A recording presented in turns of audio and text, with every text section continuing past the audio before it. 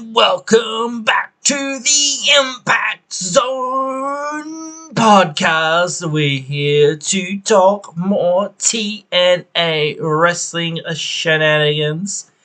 And today we're having a preview of the upcoming episode on February the 22nd, which I believe is tomorrow.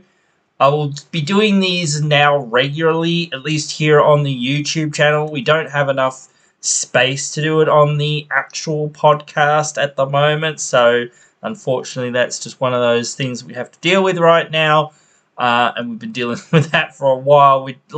I want to do more stuff, but it's just tough when you've only got like 2 hours to work with of podcast time. But we will work around as much as what we can, because again, I want to do Sacrifice and a whole bunch of more stuff on the situation with Anthem and Scott D'Amore and more of that. But more of that will be coming on the podcast and here on the YouTube as well. But anyway, we will get into this week's card and what's going on. We've got a lot of the featured or more featured stuff here on the main graphic. Also, you can see the actual preview. I don't think I can probably show it here. I don't think I can show any of these things here because it'll get me copyrighted striked. But I guess I could watch it if we're reacting to it, but it's very difficult to do. I prefer to watch them, at least initially, and then when you do watch them initially, your initial reactions are gone, so it's tough to do. But anyway, also find the Impact Insiders and subscribe to it on YouTube to get this on YouTube, because that is a great way to get it, as well as TNA Plus. I hear people complain all the time about not being able to watch it. It's on YouTube. Literally everyone has YouTube, or everyone has the internet, or pretty much everyone does, so you can watch it on YouTube very easily, or you can download their new TNA app. It's amazing. Got a lot of great stuff on there, and whatnot. I do think that if they can get a new owner, that perhaps they could open themselves up to being on different TV networks, which would benefit them more. And I certainly think they deserve it, and I certainly think main events like the System versus Kevin Knight, Kushida, and Alex Shelley, or the Time Splitter Machine Flyers or something, I don't know what to call these guys, would be certainly a great hit on those. And I certainly think, again, this isn't the best main event that they've had. It's not the worst. I certainly won't say that either. But again, just they put on really good wrestling and really good stories and just everything involved, good promos and everything.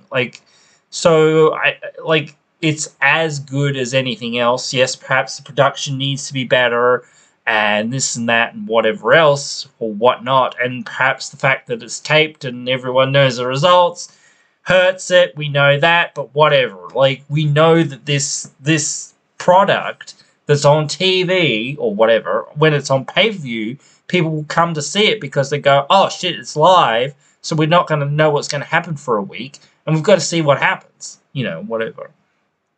But anyway, I know the results are out there for all of these matches, but I don't really care. I don't really look at the spoilers. I know some people do. But, in terms of wrestling logic, for the most part, you can almost tell who's going to win most of the time. Sometimes it's a little bit hard to predict. Sometimes you think, oh, are they going to win it this time? Or are they going to win it, at another show? No holds barred, blah, blah, blah, that sort of thing. Or why are they doing it on this show or not doing it on that show? Or why did this person get another title shot when they probably didn't deserve it? We'll go through some of that when we're talking about Bayou Blast or the tapings from Bayou Blast as well. But anyway, we will get into the card for now. So, System versus Knight, Kushida, and Shelley.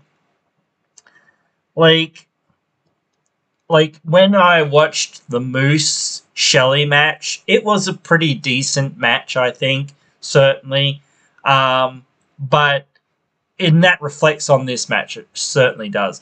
And the rematch, certainly. So again, I felt like, and even Shelley's match with Eddie, like I felt like the same kind of thing that Shelley and like with Macklin too. Like a lot of the matches that he's dominated the match too much. In some regard, like when you're the babyface, you're meant to be like overcoming the odds. And yes, sometimes that can mean that you're taking a lot of offense to come back from. So you need to pile on more offense and whatnot as well. So it can become like that sometimes. But when you're dominating a match, you have to look strong sometimes. You've got to look competent. But sometimes it just feels like, well, that little bit of psychology was a bit off because, the fans are meant to be, booing Eddie Edwards, but here he is in this chokehold. So how can they boo him when he's in the chokehold? Or whatever it is. That doesn't make any sense because that's meant to be the heel on top and the babyface on the bottom. So that sort of doesn't work when you do things like that. Like if you do something, a move, then as a comeback, like it's a bit different. But like when you're taking charge as a babyface, you shouldn't really be doing that kind of thing, even if you're like you say it's technical wrestling. Yes, that's technical wrestling. But the psychology of it is ass backwards. Even though that Shelley is a little bit more of a tweener-ish, I guess. So, you could sort of say that. But it's one of those things when you're more on that babyface side of that spectrum of being a tweener to being a heel or whatever, babyface on that scale, you've still got to have that those people that you are going up against be taking over on you more so that you can make that heroic comeback later on. When you're dominating the match, it hurts the match because the people lose the initiative to cheer for you if you're not in any jeopardy or don't seem to be in any jeopardy. So you need to be constantly getting into that jeopardy so that you can, because as soon as you come back for a few minutes, you need to get back into that jeopardy again so that the match can continue, because otherwise there's no real story there. If you just look like you're going to win for the whole match, it's like, oh, okay, cool, great, So why are we what? Why are we caring about you? Because you don't struggle. You need to struggle so that we care and will rally behind you when it looks like you're struggling. So I don't know, but anyway, that's what I mean by going into this next match between Moose and Shelley. That's where I feel it's tough for Moose, I think, especially the stipulation. I don't know. It's going to be a really interesting match and situation there. But in regards to this match, I feel like the baby faces might win this one, but I don't know. I kind of feel like the system shouldn't lose because I feel like the system should. I think they've already kind of lost here and there at a couple of points. Not that they've lost a lot, but they have lost here and there. But the system, in my opinion, Eddie Edwards and Myers, they should be tag team champions in the next couple of months. That's my opinion, and we'll get more into that tag team title picture in a minute. But again, when you're talking about this tag team division, it's pretty thin. So you need somebody like these guys to hold the division together and have these other guys in the story for a few months or whatever coming after those titles. And it also gives the impetus back to, Shelley and Sabin and even Kushida and Knight as babyface teams to challenge for those titles, because again, it still, synchronizes with that feud that they're still going to be in for another couple of months, at least. So that makes sense to me. And not that they'll win it, but at least they'll be like there and doing stuff. So I don't see a heel turn sort of happening here. Like that's been like the biggest thing that I've been thinking. I've been thinking, could somebody on Shelley's team turn heel? And I just don't really see it, because they need tag teams as well, as, a lot of these singles guys. So it just doesn't make sense to me. Like, you could, but I don't see it. Like, so yeah, I don't know. Like, I want them to keep the system strong so that the system continues to be able to keep, that tag team momentum together.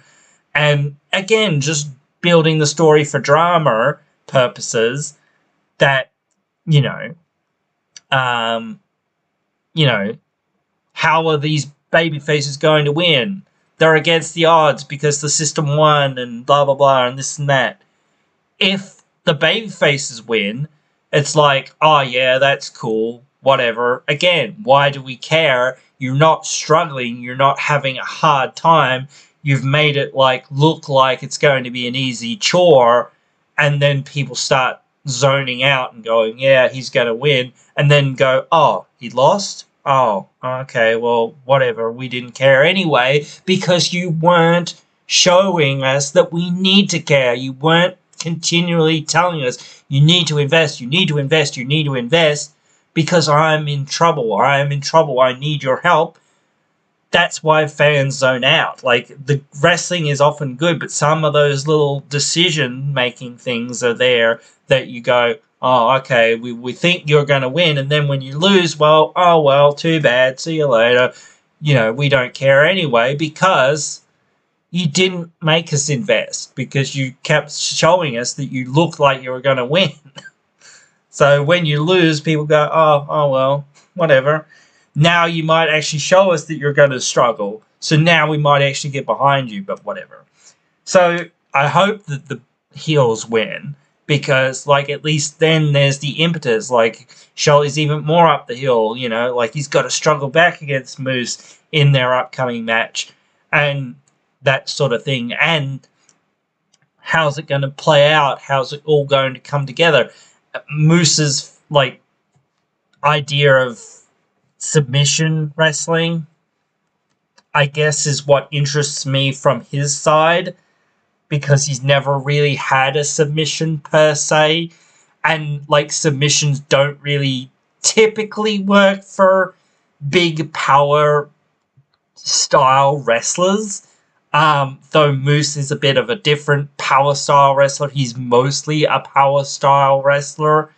But adding a submission to his game would be good, and this is the starting point of trying to sort of do that, I guess. Give him another tool in the box, but it needs to be like the torture rack or something like that, something that emphasizes his power and toughness, something that emphasizes that sort of thing. There's a few submissions that you could do that with, and whatnot, like Beth Phoenix double underhook chicken wing effectively thing that she did back in the day, which is actually a rip-off of, I think it's a rip-off of Kong's double underhook chicken wing thing that she used to do. But then again, that's just a rip-off of a double underhook chicken wing anyway. So, but whatever. But something like that. Moose needs a finisher. Actually, it's almost like the Venus de Milo in some ways, isn't it? Except for you're using your legs and whatnot in that. But again, the submission has to suit the wrestler. you can't just give a wrestler any submission. You can't give him like the camel clutch or whatever, or the Steiner recliner or whatever you want to call it, the Boston Crab. Like the Boston Crab goes with Eddie Edwards because he's from Boston, you see. So that makes sense, like that works all right, not that he uses it a whole lot, but still, like, that works because it's like 2 and 2 is 4, bro, like you're not going to give him another move that doesn't make any sense. You want to give him a move that makes sense, something that he can execute and execute well, and that looks, like, oh shit, oh crap, like he's gonna rip him in two with this thing, So there's a few finishes that he certainly could do, like a modified STF or something like that.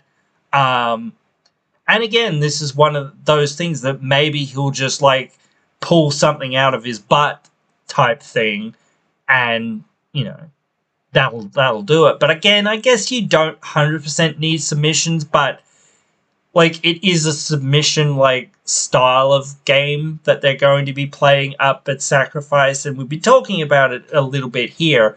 But again, like finally on this, I feel like yes, like if the baby faces win, like I know the spoilers are out there, I don't care, but if I see this match and I see the baby faces win, I'm going to be tuning out in that main event, because like now I've got no investment for Shelley, because he won, looks like he's going to win, obviously he's going to lose, and whatever.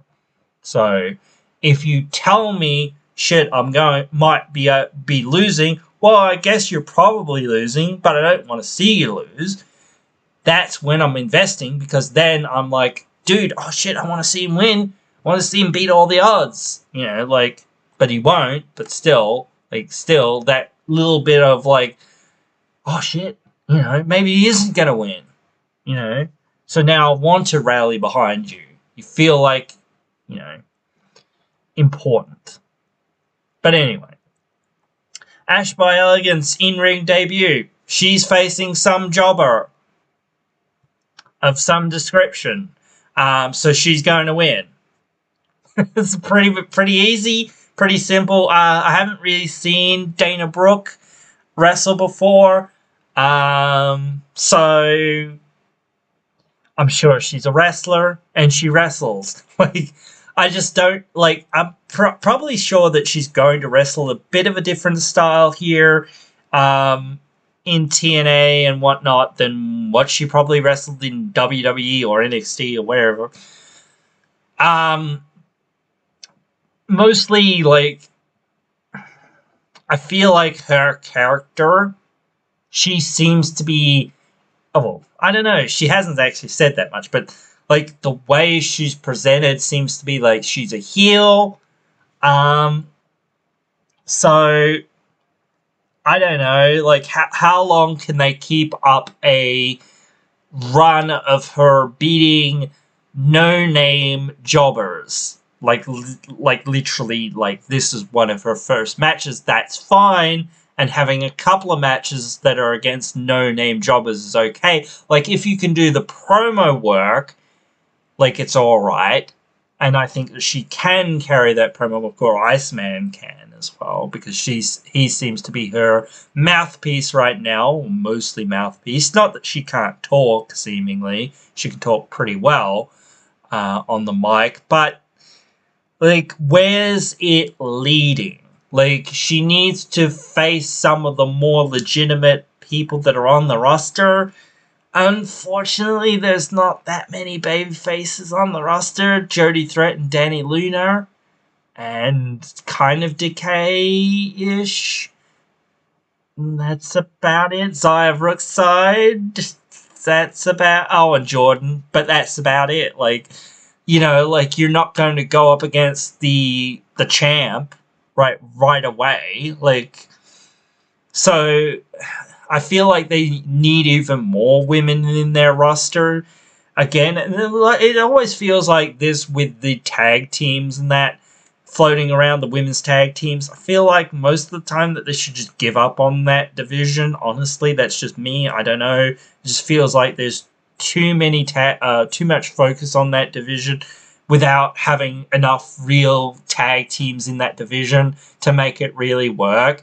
And there often just doesn't feel like there's enough single stars in the women's division as well as a whole. Like, it is bigger than what you think it is as a whole, because you forget about the tag team division sort of pretty easily, because again, it's such a thin division and whatnot.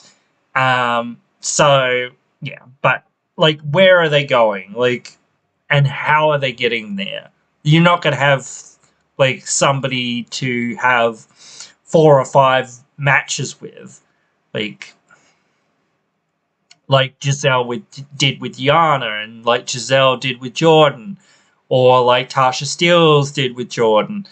Like, you need another couple other wrestlers on this roster to really make her stand out, or to do other things. You have to have these other wrestlers. You can't just have this person doing their thing, whatever. Maybe like Tasha Steelz is going away. Don't know. Could be. All this stuff with the new Anthem stuff. Like, we now know that they're like not involved in the creative process as far as it is at the moment, but like, that could change still. They could, like, obviously we don't mind if they say, hey, here's this person, like Slash. Again, we were talking about them bringing somebody in. Doesn't matter who it is. I'm just using Slash as a reference point. And say, hey, we want to use Slash. We want him to be in a program here in TNA with somebody or whatever, so that we can get more money out of Slash and more money out of TNA. Cool, right. Well, let us figure out what we're going to do with Slash and whatever, and we'll do that for you, boss, or whatever. When can you appear for a Slash? What can we do with Slash? Who can we pair Slash with? Who would make sense? Blah blah blah. All this, like, again, doesn't matter who you're talking about. Whoever it is that they bring in, if they bring anyone in. And say, like, it doesn't work the same way when you take wrestlers out of TNA to put them in other programs, but still, whatever. Yeah, but obviously Ash is just, like, winning here.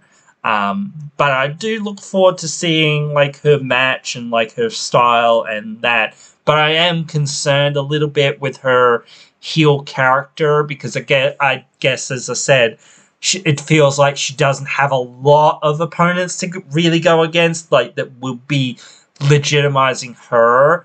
And perhaps she doesn't need it for a long time, but when you're bringing in a new wrestler, a new star, you want that person to feel important. You don't want them just to kind of flounder around for a year or two. I know that's kind of happened with a few people, but still, like, if you're going to invest all this time and energy in somebody, you want them to make some sort of impact fairly quickly. So, I don't know. It's tough to figure out, but still. Sabin versus Jason Hotch. I'm not even going to spend much time with this one, because it's obvious what's going on here. Sabin is going to win because he's having the match with Ali. So that is what it is. That's it. That's, like, maybe Ali will turn up. I don't know. Like, well, maybe he'll have a video promo again or some such. But they're really building, or trying to build, to that match with Ali without him actually being there. I assume he's doing other dates and whatnot in other indies, so it is what it is. But should be an alright match as well. Like, you could almost put this as the main event or semi-main event, I feel. Like, Hotch is a pretty decent young wrestler. He has a bright future ahead of him. I feel like the tag team with him and Skylar, they're they just need more opponents. Again, they need more babyfaces, though they've got Kushida and Knight now, so that's a good tag team for them to go up against. Obviously, they've got the ABC. I don't even think they've ever wrestled against the ABC. Maybe they've done so in a 6-man or whatever, 4-man or whatever tag style match, but whatever. I don't know. I don't really recall it. Certainly, they haven't really had a sniff of the titles ever. But whatever. Like, they don't need to be the champions. But I just feel like if they were, doing something and, yeah. I mean, I guess Hotch has been off from maternity leave since he just had a kid. So, and I know Rich Swann has a kid as well, or just had a kid in the last couple of years. So, that does change things sometimes. And you kind of either want to, get in a last good run for a couple of years, or cram as much kind of in a few years as what you can, or you kind of want to wind down your career in some ways so that you can sort of spend more time at home. Or, I mean, TNA is pretty flexible, and that's probably a good reason to stay in TNA, is if you've got a family and you can, like, okay, well, I'll go to this taping once a fortnight or once a month or whatever it is, and that's it. Like, that's what I'm going to. And, like, yeah, you have indie dates or whatever and that sort of thing, but just start cutting back your indie dates maybe, or only take the ones that are, fairly lucrative or whatever. But that's the problem as well with the whole AEW and WWE being the top dogs in the industry. You really need more diversity and more viable places for people to go and earn a really good living. Not that they're not earning a really good living in TNA, but again, if they were getting more out there and more TV and whatnot, and I know that's the least important metric still, but still, it's an important metric. So, and it does help with advertising space. Simon Gotch in action. Obviously, he's winning against some jobber because he's getting a card promo, and whoever his opponent isn't getting a card promo. I want to talk more about him versus Josh Alexander in the upcoming No Surrender preview, but I guess we'll be talking about it here for at least a little bit. So I don't want to dive too deep into it because I don't think I mentioned it. Maybe I did, but I can't remember now. I think I was pretty low on Simon coming in. I didn't really buy him as a viable threat. I still don't really buy him as that big of a viable threat to Josh. But the promo that he did was really good. And the match that he showcased was, like, from the snippets that I saw, was pretty good. And the way that they intended that promo to reflect the match that they had really helped sell me on him and the match that they're going to have. So now I actually have some amount of investment, or sort of investment, in this story. It has me intrigued to sort of see these guys go at it. I don't know how. I'm pretty sure Josh is going to win, but maybe not. Maybe they'll schmoz or something like that, and then they'll build to a no DQ match of some sort at Sacrifice. But we'll wait and see for that. But certainly Simon's winning here. Trent Seven and Steve Macklin. I'm sure there's going to be other matches on the card, but this is what they've announced, and these are the more marquee per se matches. So I'm assuming this is the main event. So I'm assuming this will be, a good 15, 20 minutes or so. Trent Seven impressed me a fair bit, because never heard of him before he came to TNA. I've never heard of many people until they've come to TNA because it's pretty much all I actually watch.